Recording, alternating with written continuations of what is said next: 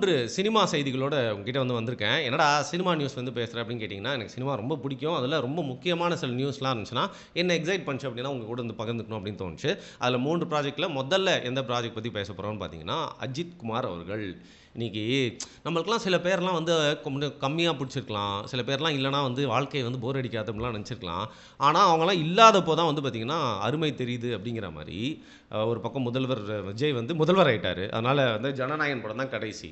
இன்னொரு பக்கம் பார்த்தீங்கன்னா, அஜித் குமார் ஏற்கனவே நெறைய படங்கள்லாம் நடிக்கிறத கொஞ்சம் கம்மி பண்ணி வச்சிருந்தாரு. கார் ரேஸ்ல அவரோட ட்ரீம்ல பார்த்தீங்கன்னா, கவனம் செலுத்திட்டு இருந்தாரு. அது மட்டும் இல்லாம நம்பர் ஆஃப் மூவிஸும் ரொம்ப கம்மி ஆயிடுச்சு. ஆல்மோஸ்ட் 2 வருஷம் ஆயிடுச்சுன்னு நெனைக்கிறேன் படம் இப்ப தான் பார்த்தீங்கன்னா, சூர்யா தான் விட்ட இடத்த பிடிச்சிட்டு இருக்காரு. ஸோ இந்த மாரி நம்மளுக்கு ரொம்ப பிடிச்ச நடிகர்கள்லாம் ரொம்ப கம்மியா படம் நடிக்கிற மாரி ஃபீல் ஆகுது இல்லையா? அதில அஜித்குமார் அவர்கள் நடிக்காதது ரொம்ப மிஸ் பண்ற மாரி இருந்துச்சு. பட் நேற்று ஒரு சூப்பரான ஒரு செய்தி வந்திருக்கு. AK64 பத்தி தான் அந்த அனௌன்ஸ்மென்ட். என்னன்னு பார்த்தீங்கன்னா, அதில ஆதிக் ரவிச்சந்திரன் மீண்டும் அவர் டைரக்ட் பண்ணலாம். குட் பேட் அக்லி ஒரு ஃபேன் சர்வீஸ் மூவி, ஒரு ரீல்ஸோட கம்பைலேஷன் மாரி இருந்தாலும், அஜித் அவர்களுக்கு அந்த படத்தோட ரெஸ்பான்ஸ் அப்படிங்கிறது ஆதிக் ரவிச்சந்திரன் மேல ஒரு பெரிய ஒரு நம்பிக்கையை குடுத்ததாகவும், ஆதிக் ரவிச்சந்திரனும் இந்த படத்தில நான் பண்ண தப்பெல்லாம் இல்லாம உங்களுக்கு சூப்பரான ஒரு ஸ்கிரிப்ட் ரெடி பண்ணிருக்கேன். ஆக்ஷன் பேக்டா இருக்கும் அப்படின்னு சொல்லிட்டு கதைய சொன்னதால, அந்த படத்த பண்ணலாம் அப்படின்னு யோசிச்சுட்டு இருக்காரு அப்படின்னு சொல்றாங்க. பட் அவர் தான் கன்ஃபார்மா அடுத்த அந்த ப்ராஜெக்ட்னு சொல்லிட்டு தெரியல. இதுல முக்கியமான மேட்டர் என்ன அப்படின்னா, ஷாலினி அவர்கள் மீண்டும் திரையுலகத்திற்கு பிரவேசிக்கிறார். அஜித் குமாருடன் இணைகிறார். உடனே அமர்க்களம் படத்துல வரா மாரி அவங்க ஒண்ணா சேர்ந்து நடிக்க போறாங்க அப்படின்னு நினைச்சுக்காதீங்க. ஸோ இந்த படத்த பார்த்தீங்கன்னா, ப்ரொடியூஸ் பண்றதுல ஒரு ப்ரொடியூசரா ஷாலினி அவர்கள் அஜித் குமார் அவர்கள் வச்சு இந்த படத்த ப்ரொடியூஸ் பண்ண போறாங்க. ப்ரொடியூசரா அவங்க இன்ட்ரோடியூஸ் ஆக போறாங்க அப்படின்னு சொல்லிட்டு தான் ஒரு பேச்சு அடிபட்டுட்டு இருக்கு. ஸோ ஏன் பர்சனலா அவங்களே இந்த படத்த பண்ண போறாங்கன்னு தெரியல. ரொம்ப ஸ்பெஷலான ப்ராஜெக்ட்டா ஃபீல் பண்ணாங்களா அப்படின்னு சொல்லிட்டு. பட் இதுதான் இப்போதைக்கு நம்மளுக்கு வந்திருக்க செய்தி. ஸோ நீங்க கார்லாம் ஓட்டுங்க. அடிக்கடி இந்த ஓட்டு போடுற வரா மாரி பார்த்தீங்கன்னா, படமும் நடிச்சுட்டு போயிட்டீங்க அப்படின்னா ஆக்டர், கார் ரேசர், மனிதாபிமானி அப்படின்னு சொல்லிட்டு உங்களுக்கு பல பட்டங்கள் குடுத்துருக்காங்கல்ல. அந்த பட்டத்தெல்லாம் நீங்க எக்ஸர்சைஸ் பண்ணிட்டே இருக்க மாரி இருக்கும். கண்டிப்பா சொல்றேன். We miss you on big screens.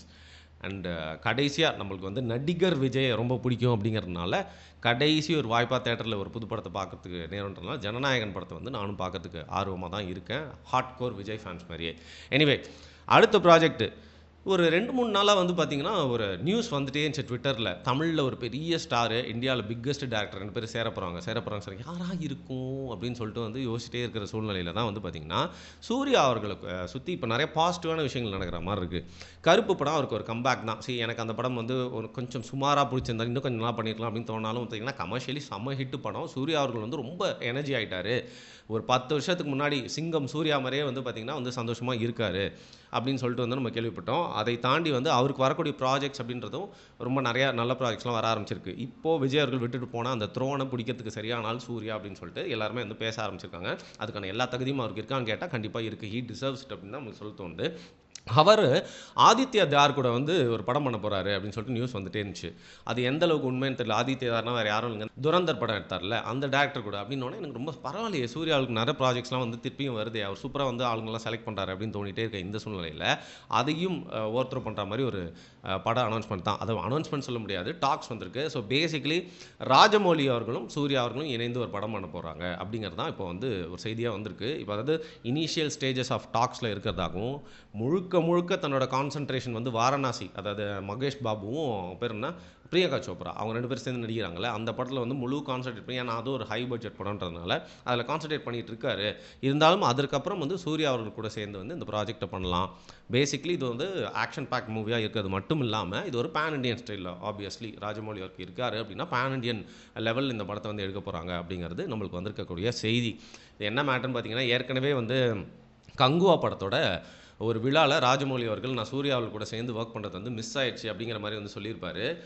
Surya அவர்களும் இதற்கு முன்னாடி எனக்கு வந்த வாய்ப்பு ராஜமௌலி அவர் கூட ஒர்க் பண்ணுறதை மிஸ் பண்ணிட்டேன் அப்படின்னு சொல்லி வருத்தப்பட்டதாகவும் பார்த்தீங்கன்னா ஒரு இடத்துல மென்ஷன் பண்ணியிருப்பாரு. ஸோ இதனால் இவங்க 2 பேருமே சேர்ந்து ஒரு ப்ராஜெக்டில் உள்ளே குதிக்க போகிறாங்க அப்படிங்கிறது ஒரு நல்ல செய்தியாக இருக்குது. ஸோ பேசிக்கலி இப்போ சூர்யா அவர்களை மும்பையில் தான் பிரவேசிக்கிறாரு அவங்க மனைவி ஜோதிகா கூட.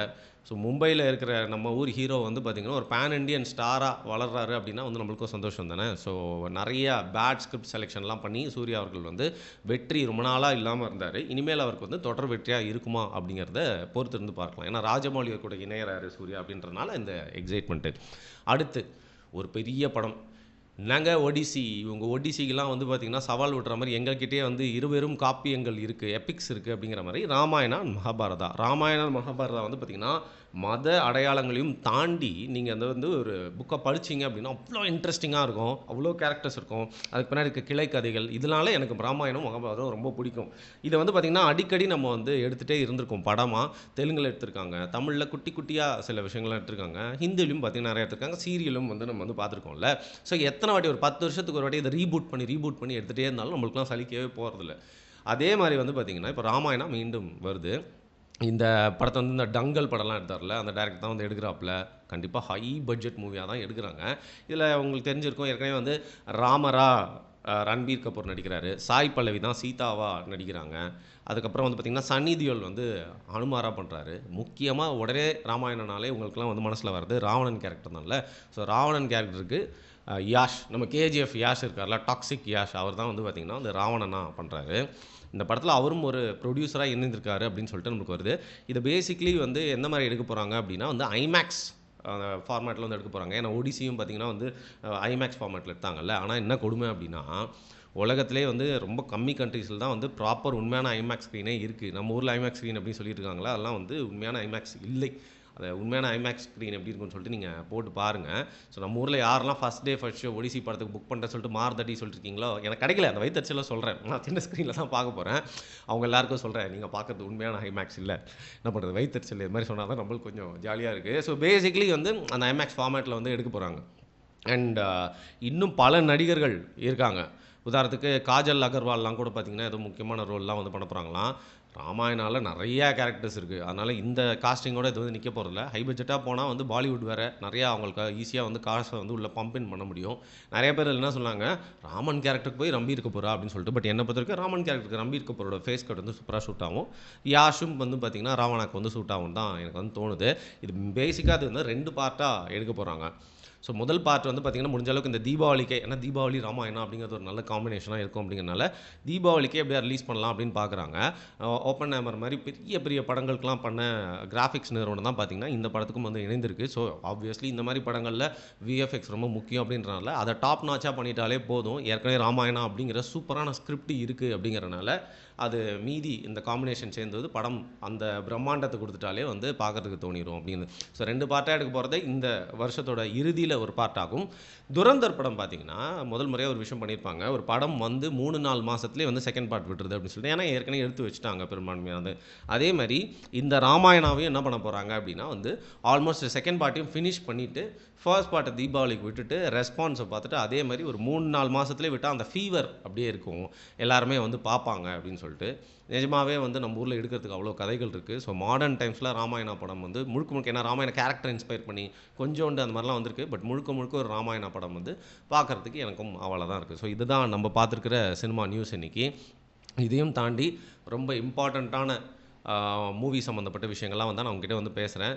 இதுக்கப்புறம் திருப்பியும் ஒரு மூவி வீடியோல எப்ப சந்திப்போம்னா, ஆப்வியஸ்லி கிறிஸ்டோபர் நோலனோட ஒடிசி படம் தான். யாரெல்லாம் பார்த்துருக்காங்களோ, எங்கெல்லாம் ரிலீஸ் ஆயிருக்கோ, அங்க வந்து பார்த்தீங்கன்னா, ரொம்ப சூப்பர் ரிவ்யூஸ் வந்து வந்துட்டுருக்கு. இருந்தாலும் வோக் கலாச்சாரத்த திணிச்சிருக்காருல நோலன்னு.